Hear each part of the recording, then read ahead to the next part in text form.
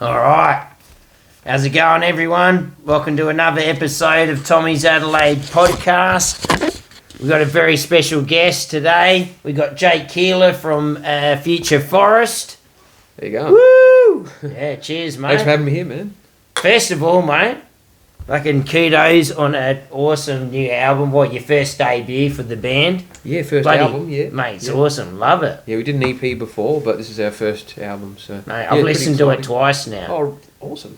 It's all the way through. So, yeah, that's great. pretty No, awesome. That's a compliment, actually. Mm. Yeah, thank you, man. No, I really appreciate that. I've been watching, your podcast series since it Cheers, came man. out. So, yeah, It's been too long since the last one. Been overdue. yeah, So, well, yeah, I figure, get another muso on. yeah. Awesome. Jimmy was the last one we had on. That was a bit of fun. Yeah, so. watch that one. Yeah, it's pretty cool. Yeah, shit, yeah. Shit, yeah. Nice. So, yeah, how you feeling about the new album? Yeah. I guess you would have had some good response and some good feedback so far. Yeah, definitely. Yeah, definitely. yeah. Excellent.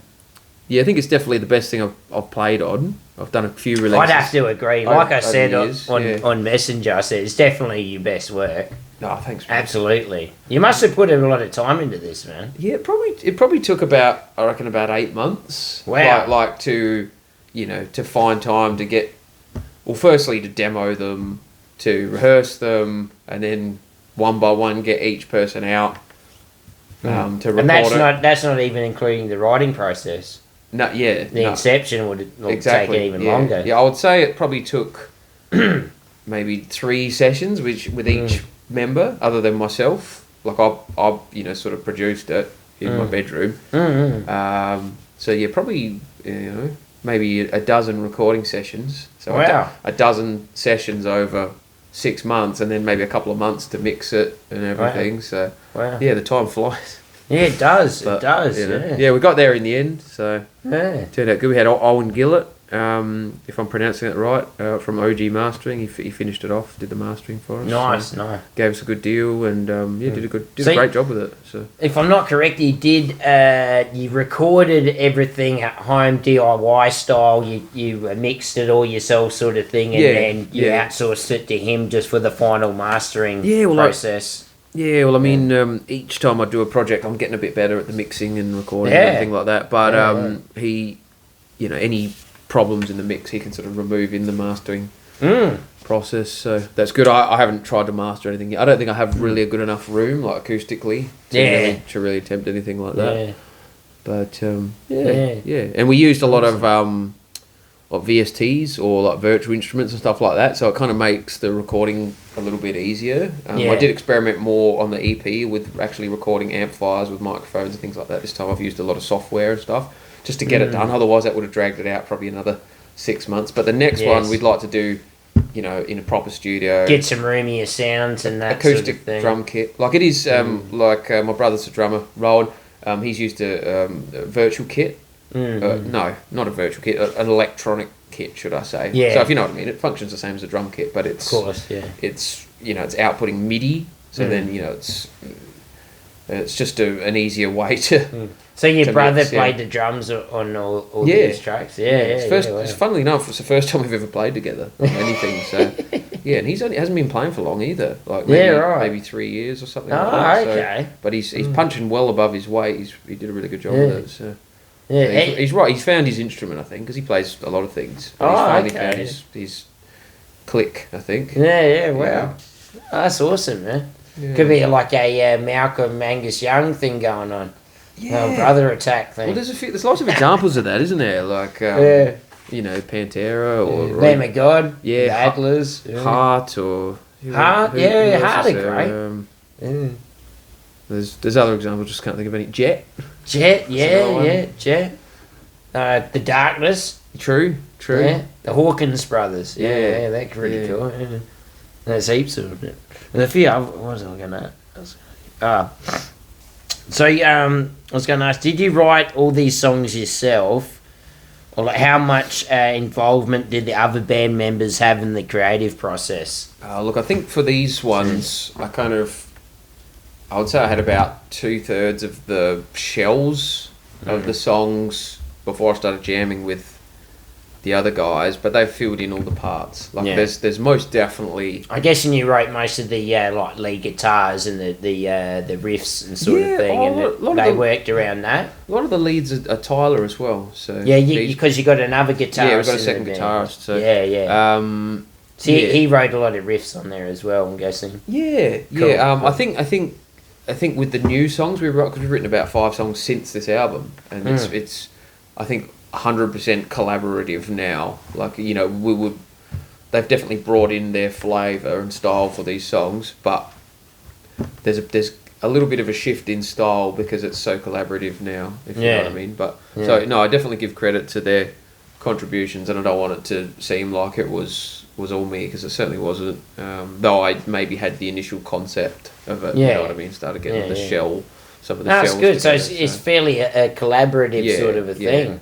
Yeah. I'm pretty sick of my sound by now. After how many, I've been doing this music for a long time now, so it's great to finally find some people again that I can collaborate with, because it's easier said than done finding chemistry with people. It's really hard. Oh yeah, absolutely.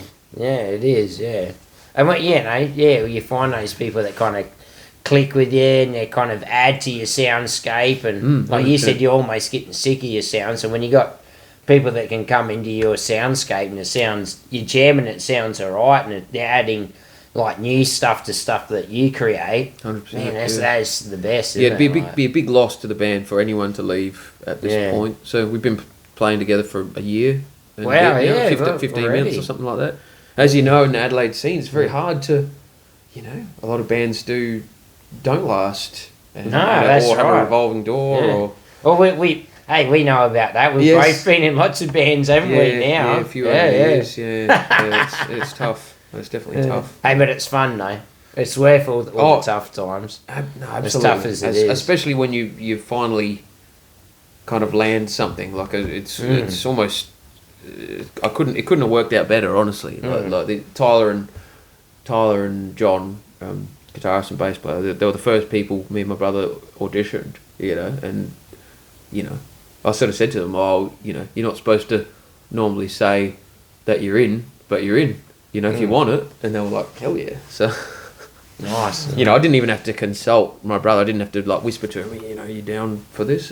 What do you think? It was just like, we knew, we just looked at each other and it was like, it was a no-brainer, for both of them, Now you got some good band members on this project. Yeah, and personality. I think even more importantly than playing, and more important than anything, is personality. Really, isn't it? That you can click and be chill. Like there's no egos. So they're sort of dudes you can, like you have a jam and you can have a bit of a laugh with them afterwards, and have a chat and things like that, and we've got some common ground. Lots of weird stories and stuff. Oh, excellent! We've all actually got. I don't think any of us are listening to the same music at all. I reckon that helps. There's a little bit of crossover here and there, but mostly I'd say we've got almost different tastes almost. So we just all. Somehow it works. I don't know. Yeah. I don't know how it works. And everyone adds their own flavours to the mixing pot, and it kind of just works into a nice stew. We've got. I'm getting right into sort of radio friendly sort of alternative stuff at the moment. Like, believe me, I like more obscure things as well. But that's just I'm getting right into what makes a song, what makes a classic song. Trying to kind of pull apart. Exactly. Bring some of that classic songwriting. Trying anyway.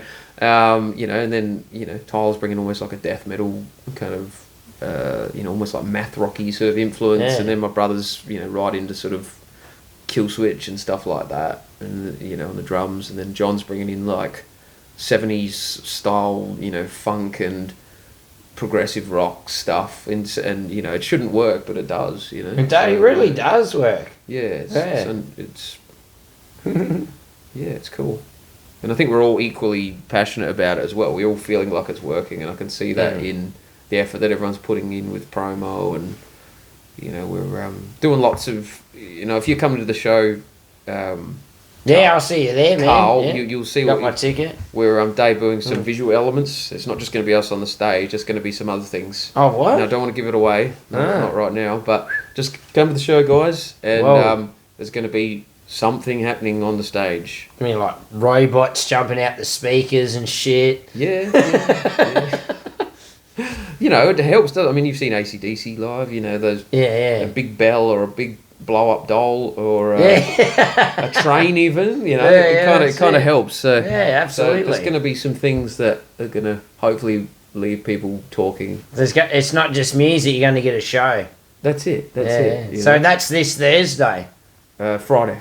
Oh, it's Friday. Oh, it's Friday. Yeah, Friday night. Oh, excellent. Even better. I thought it was Thursday. That's even better. Friday.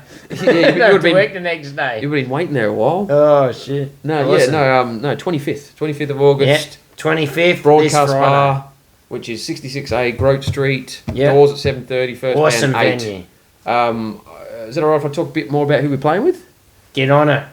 I was going to suggest it if you didn't. So cool. Roll with that. No, we've got New Life Odyssey, who are a new desert rock band. Cool. Yeah, so we've got a bit of almost like Caius and stuff like that. There's a bit of that element. Cool. Slash like a post rock, like an atmospheric post rock. Lots of big pedal boards and delays and things like that. You know, that epic stuff. Sounds, you forget you're at a gig. You're just zoning into the universe and shit. This sounds awesome. I'm down with that.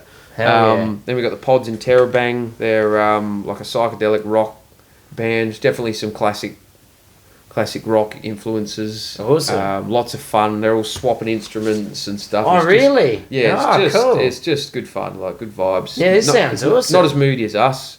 Yeah. You know, we're sort of some sort of rock with, you know, we touch on prog, punk, you know, adult contemporary.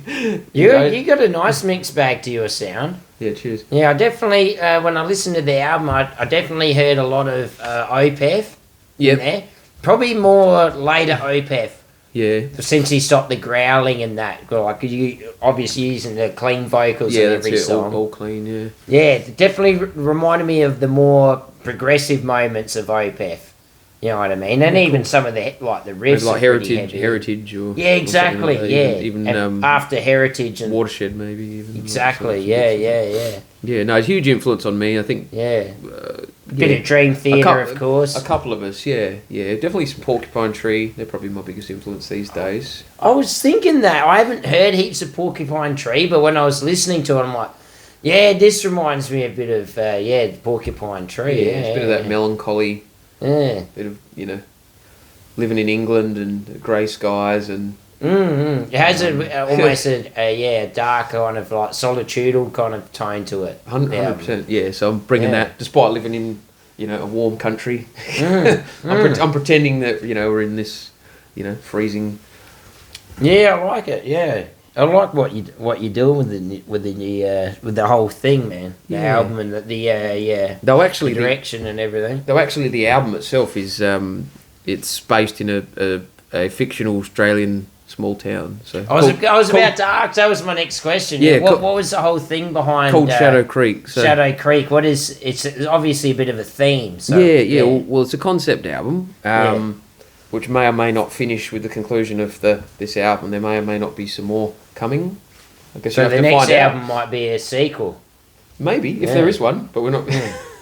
So it's all a bit of a secret. But, so protagonist Henry, and he's come from one of the cities. Could be Melbourne or Adelaide, I don't know. He's got away from an abusive marriage. Doesn't sound too epic so far, but, you know... he rocks up in this town for a new start, and things don't really go to plan. There's just something really off about the town. There's some supernatural things going on. There's some a bit of occult stuff happening in the town. And okay, this makes sense now after listening to it. I had to, But at some point he meets Nicole, who's somehow involved in all of this. With the video clip. She sort of keys him. She wants to warn him about what's going on. That's what that song's about. She's kind of just spilling the beans on the sus things that go on in Shadow Creek. Wow. And we'll definitely hear. You'll definitely hear more from Nicole in the future and Henry. And but basically, guided by what Nicole says and what. You know, some of the supernatural things that happen, Henry ends up arrested for something he didn't do. Or maybe he did do it. I don't know. Who knows, yeah. We'll have to see. So a good mystery works. But so there's some police officers involved and some cult stuff and it's all, trying to do something you epic. know what? Afterwards, after you do the album, you could turn this into a Netflix series or a movie. Yeah. So it's pretty good. Yeah. You're selling it like a Netflix pitch. Cool. That'll totally No, work. we'd love that, and we filmed our video ourselves, music video for Nicole. That's awesome, by the way. Oh, thank you. Yeah, no, thanks, man. Yeah, we just gave it a go. We, don't have the most experience with that sort of thing, but we just thought, we're creative enough. We'll work it out. It's all iPhones and low budget. You filmed it off your phones. Yeah. You're joking. Yeah, that looks really good. Yeah, we thought carefully about lighting. using our Kmart, lamps and stuff like that. Just getting them on the right. You'll notice in the light, when the band's playing in the jam room, we're swinging around the lamps to just kind of create this moving shadow. And it worked really well. That was Tyler's suggestion. Tyler was a big contributor with just making a lot of the shots work. You had the shadow come with the hands. That reminded me of Freddy Krueger. Yeah, 100%. Yeah, that was Tyler's idea. Yeah. Oh, that's just good work of shadowing, wasn't it? Yeah, no, it really worked. Like I probably would have gone with something a bit more basic. Like it would have been a cool video, but it would have been like very much a punk DIY style kind of video. Yeah. I think Tyler's really pushed it to be a bit more cinematic and very cinematic and push through it. And try and be creative with it. And we're lucky enough to have Nicole come in and. Well, that's her stage name. But we had an actress come in and do that for us. Good work, part man. of it. Yeah. And she did a good job. She was really easy to work with, and we had a really good time. That was probably we did it over probably about 4 days shooting all up. Like, mate, it was harder to get just work out what the hell we were doing in the first place with the band shots. We did all that first. It was probably about 5 hours. We had Nicole there helping us out. That was probably the easier part shooting wise. It was just just working out how to get the lighting and get it all synced up and with the audio and stuff like that. But we got there, so it's good. And we'll check it out on YouTube. More videos coming, 100%. We're planning them right now, so why not? Why not? We made that video for basically nothing, close to nothing. So really, close to nothing. So you look at it, and I thought you must have spent a bit of quid on it. I was going to ask you how much it cost, and we wanted to pay Nicole for her time, which was very cost effective. She was just really wanted to contribute to the project, so she was very reasonable with what she asked for. So no complaints there, and that was it. Otherwise, we'd buying candles and matches and things like that. That's probably about it. You know what I mean? That's awesome. And we didn't have any fires. With all those candles going, we were mindful of that. We didn't want to burn the house down. Where did you film it? So Tyler's auntie's house. Oh, okay, yeah. And the park near there, or some bridge near Coromandel Valley. It's down south. I'm not that familiar with the area, but like Blackwood somewhere. Oh, okay. And then the band shots are in Dream Theatre. The jam rooms. Oh, okay. Yeah. Don't even know what. So not Hendon, Beverly, one of them. Okay. Yeah, I haven't been there before. But, just filmed it in there.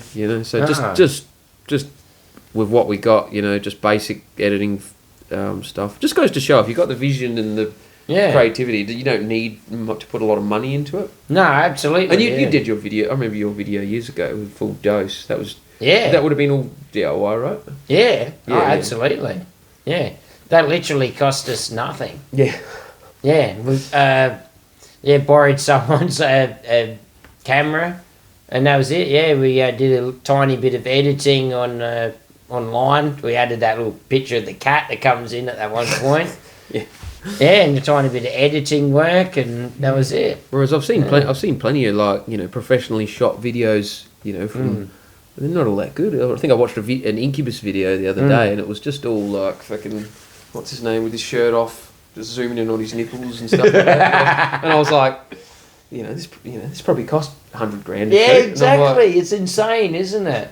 All right, enough nipples now. How about the guitarist? Oh man, I love the band, but that was an example of not a great video in my opinion. Oh, some get just overcooked, aren't they? No, absolutely. You occasionally see some good ones. Like probably my favourite video is Heart Shaped Box by Nirvana. Have you seen Heart Shaped Box?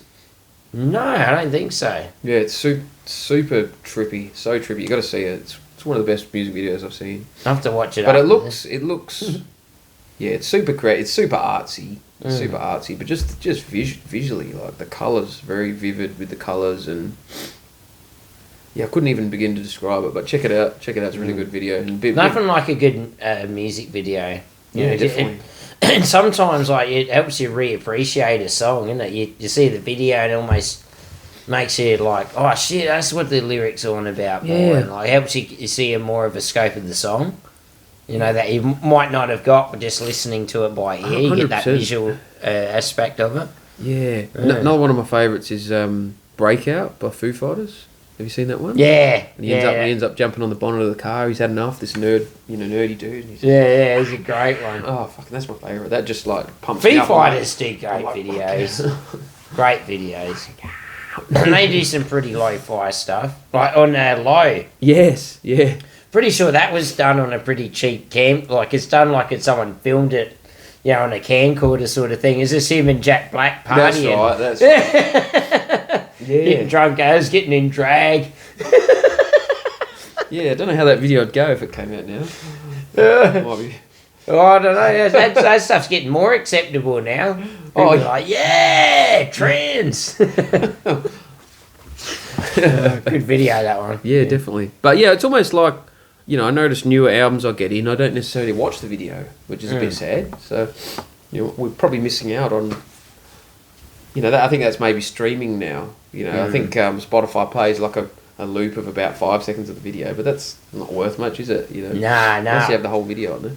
Yeah, I think it takes about 30 seconds Excuse me. on Spotify before you get like it's monetized sort of thing as a play sort of thing. I think it works. Oh yeah. Yeah, that's what I heard anyway. Yeah, that makes sense.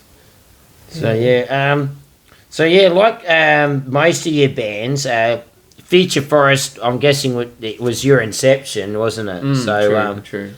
What inspired the creation of the band name, like Future Forest? Okay, so it's kind of a dystopian thought. You know, I'm a bit of an environmentalist. You know, I'm a bit of a tree-hugging fucking hippie dude. You know me. Yeah. You know, I'm a bit fucking bleeding heart. Yeah, recycle all your cardboard. Yeah, and all that's it. You know, I'm a little bit concerned about what's happening with the globe. You know, with the our planet, or where we're going to live, if we stuff it up, and you know, not much seems to be changing. So you know, I think that's going to ultimately, you know, I don't know how humanity's going to go if there's no planet. So ultimately, you know, I hope it doesn't happen, but you know, nature may have to kind of rejuvenate itself after man, or after a lot of men have disappeared. Men and women. Wow. I was trying to be inclusive. But yeah, that's what I mean. So it's a future forest. Like, have you seen I Am Legend?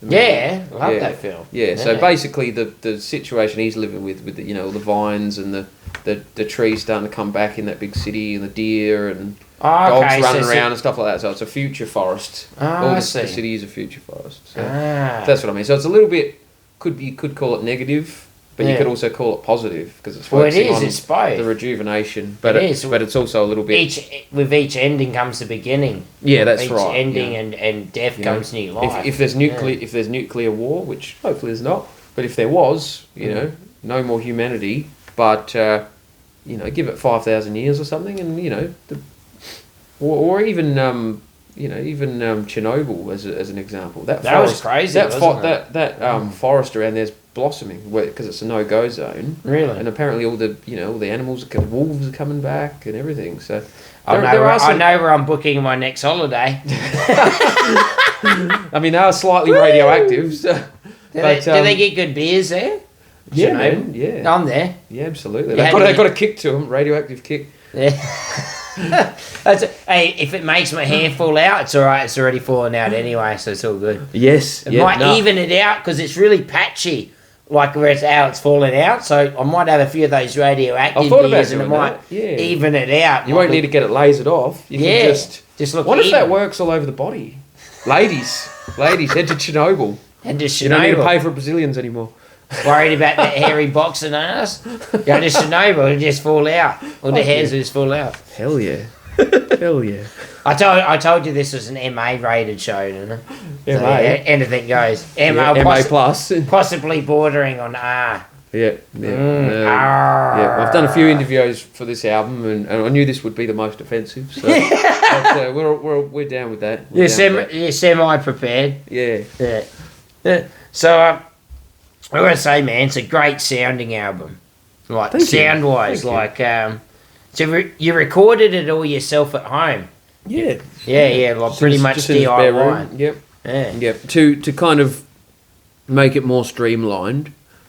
We've used a lot of software. Like my brother did play it, certainly, but it was an electronic kit. I think I might have mentioned that before. But if you know what I mean, rather than the complexities of recording an acoustic drum kit, it's very complex. It doesn't change the playing. Yeah. But electronic's way easier to record. Yeah, I mean they've got their complications as well. I think drums feel a bit more comfortable on an acoustic kit, but. Just the reality, it's not an acoustically treated room. So, so unless I want to pay, have you got? Can you lend me $5,000? Exactly. Because I need to get the room treated so I can record some acoustic drums. But that's the problem. A lot of DIY bands are up against. I can't remember what I was going to say. But you're just doing our best with, and you couldn't do this. 15 years ago, you could not do this. We're so lucky, aren't we? We're in a good time, yeah. Yeah. Stuff you can set up in your living room or whatever, in your spare room, or, especially guitars and the bass and the vocals, Well, I can sit there. Sit there at my coffee table, with my daughter playing or something like that. Not that I usually do when she's around, but, I could have headphones on and be recording the guitars for the album, like no problem, just straight into my interface and then into my laptop. Like it's very simple now. You don't have to have a cranked amp pissing off the neighbours. Yeah, exactly. So much easier, isn't it? Yeah, it's amplifiers are becoming. I think they're already outdated. I've been trying to sell some amps for years at this point. They're worth very little now. A lot of people are going that whole plug-in thing, like DI and in-ear and things like that. Yeah, all that stuff. Yeah, just direct. Making everything direct without the amps. I don't blame them, because it's getting better. The sounds are getting better now. So, I love amp.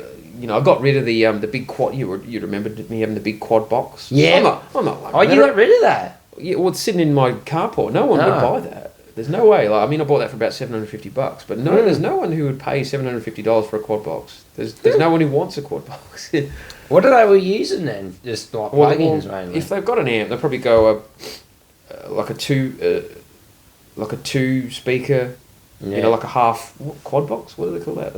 A half stack or something. Yeah, half stack. Or something like that. But they might go with two. But you see them less and less now. People have gone back to combos, and I've got a combo amp now. Yeah. It's just one speaker. It's all in one, because when I would have bought that when I was about 20, I thought, I've got you've got this massively loud amp that could play Debenham Theatre, and then you play it on 1 or 0.5. Yeah. Whereas now I've got a small amp, but I crank it. You know what I mean? It makes more sense, but that's you learn through your life. I'm not 20 years old anymore trying to be. Fucking Yngwie Malmsteen with his Marshall stack behind you.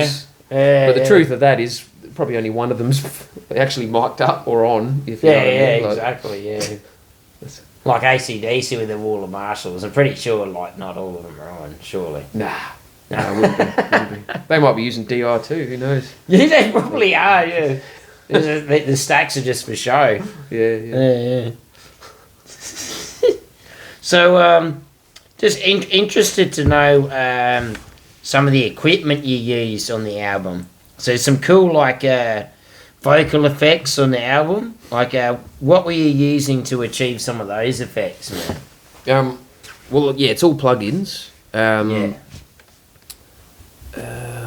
think I've got something called. I think it was called Valhalla Uber Mod. So it's like modulation effects. I think it's actually for guitar, but I actually was using it for. Interesting. Vocals, it's got all lots of weird warbly effects and really crazy reverbs and stuff like that. tape echoes and stuff like that. So using that, I think I just used the kind of stock plug-in for like a distortion plug-in, which is probably meant for guitar as well, but I've used that on the vocals just to get that kind of grainy, megaphone sound.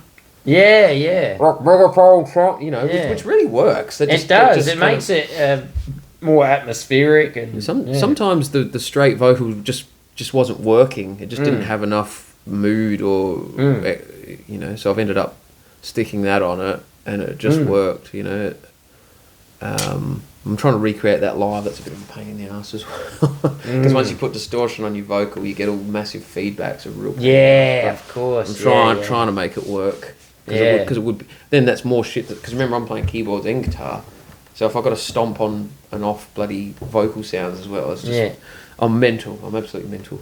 So you're doing keyboards and vocals this time, live?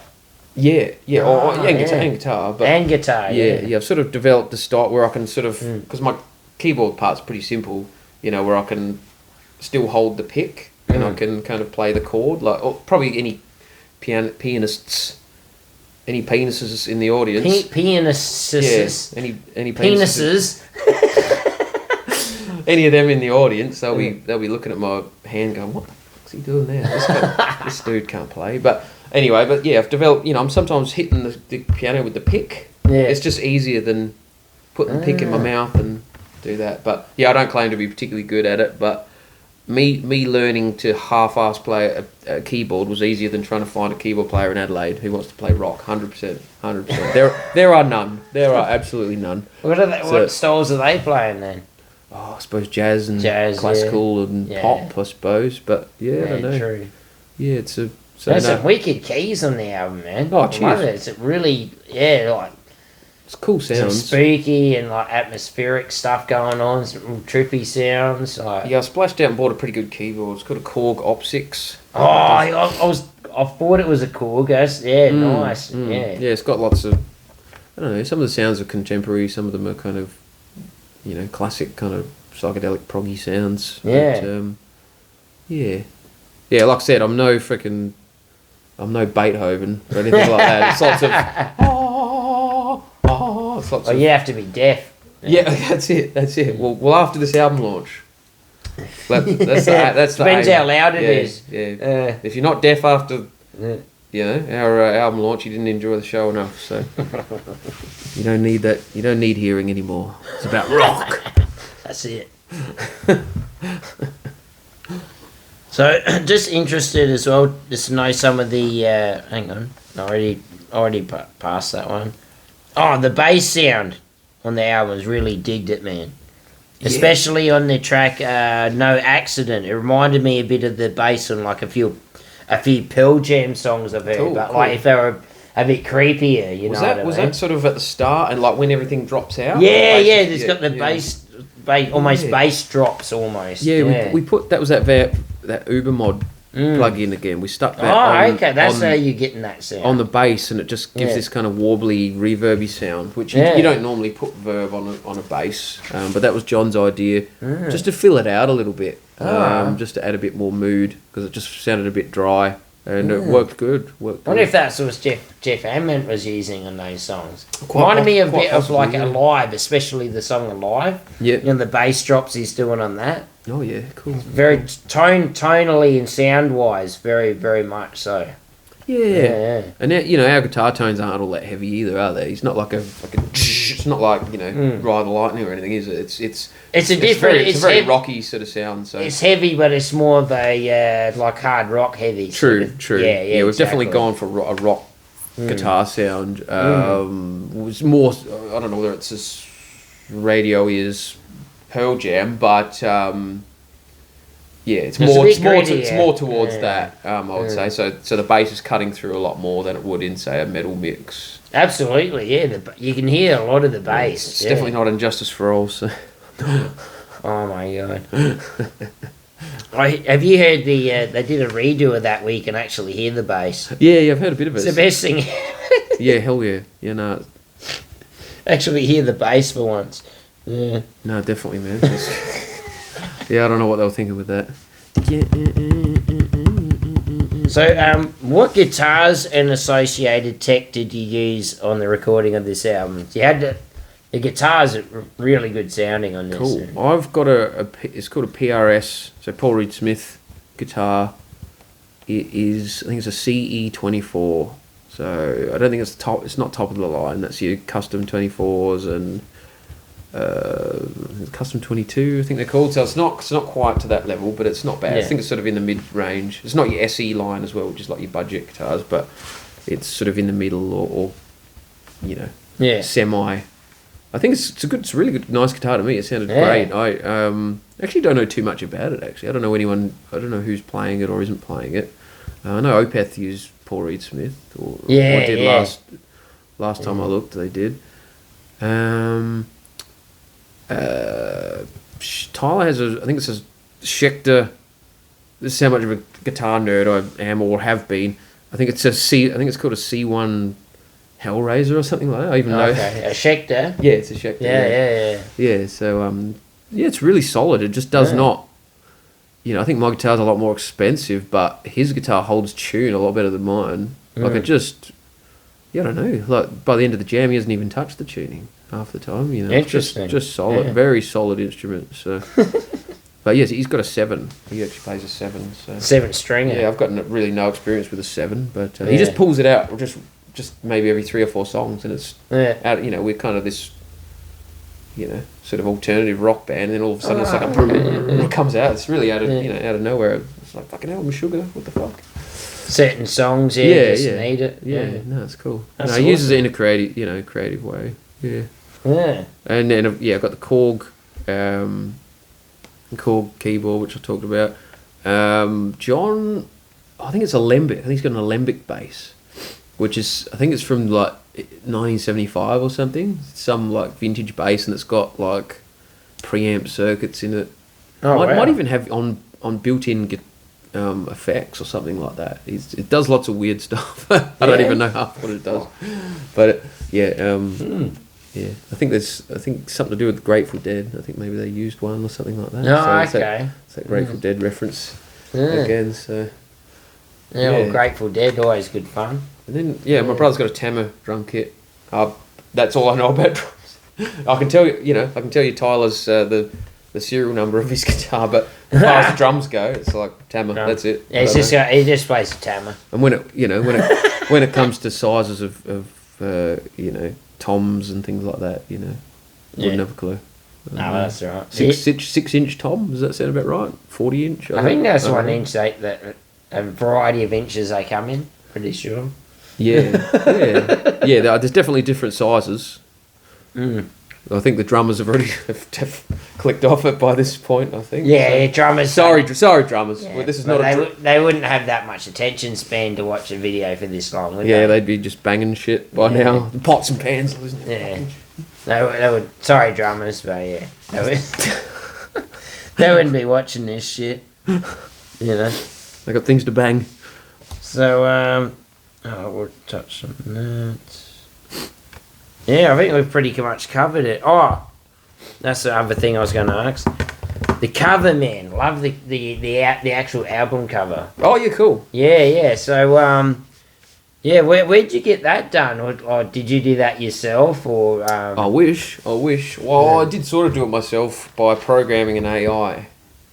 Oh, so, okay. You can do this. You can sign up for these online AI programs, and you got to. It does take a little bit of work because you've got to basically put in a prompt. You tell it, 90s style album cover, rock album cover, eerie vibe or something like that, orange and black color scheme. You've got a style of, I don't know, a particular artist. Yeah. There's more to it than that. Green light dust or something like that. It's the first ones you start with look terrible. And then over, and that actually took me a couple of months to actually get it. Oh wow! To get it to, it was just getting a bit better and a bit better. Yeah. So a bit of work behind it. It probably would have been better to just learn to paint, to be honest. Because I've probably to get that one image, I probably generated maybe 4,000 images or something like that. Would have been easier to get painting classes. Yeah, honestly, so 3,999 crap images to get one good one. So, there's other good ones, but this was the only one that fit the bill. That was right. No, it looks really good. I think I love the colour scheme and everything. It kind of matches the tone of the album and what's happening on the album. Glad to hear, because art's definitely linked, isn't it? It helps. I'd definitely pick up an album. I'm more likely to pick up an album if it's got a good cover. Exactly. Yeah. So that's why. Not always. Like I love. Is it Signals? Is that what it's called? Signals by Rush. That's got to be one of the shittest album covers I've ever seen in my life. It's a Dalmatian and a fire hydrant. Yeah. There's no context to that. Great album though. It's their best. So you reckon? I don't know if I've got a favourite one. The first Rush album, just the self-titled one. Okay. That's my favourite. I don't even think I've listened to that all the way through. That's great. So I really like when they started bringing in the keyboards, and I know that's an unpopular opinion. Yeah, in the 80s, they were real key heavy. I really like their kind of where they start to sound more like the Police or something like that. I really like that, and the heaps of that kind of echoey guitar sound with chorus guitar sound. I really like that. Andy Summers style. So. Yeah, no, I can't go past a bit of Rush. Definitely, it'd be good if. Oh, they're not going to come now. No, I don't think. When did they? I don't even think they've ever been here. I've never heard of Neil Peart's died, so... Yeah, that's it. Yeah, that's half. Yeah. The only hope we'll have to start a Rush tribute band. Yeah. Or maybe Lars will join, I could learn to play keyboards with my feet. Yeah. And learn to play bass, stranger things could happen. Stay tuned. I got that much, disrespect for myself. I could play bass, I could lower myself to that level. Yeah, man. Learning Geddy Lee Rush, bass parts, Yeah. Nah, fuck that, too hard. Those guys are freaks, so. No, absolutely. In a good way. Best, one of the best bass drum combos I can think of. I can't think of anyone better, really. The guitars, despite being a guitarist, that's the one. One of the bands I don't really rate the guitars all that much. Oh, really? It works. Awesome. It works, but he's overshadowed. Like he's like just the third guy. You know what I mean? It's like Geddy and and Neil and Alex. Oh, I guess so. Yeah. They're a good tripod. In comparison, you know what I mean? They're a good tripod, really. Yeah. Yeah. No, anyway, man. Fucking good having you on the show, mate. Fucking been good being here. Get down to Broadcast Bar this Friday night with the bands again. We'll just drop them again. So it's you guys. New Life Odyssey. The Pods in Terabang. Tabula Rasa and Future Forest. That's the ones. Doors at 7:30.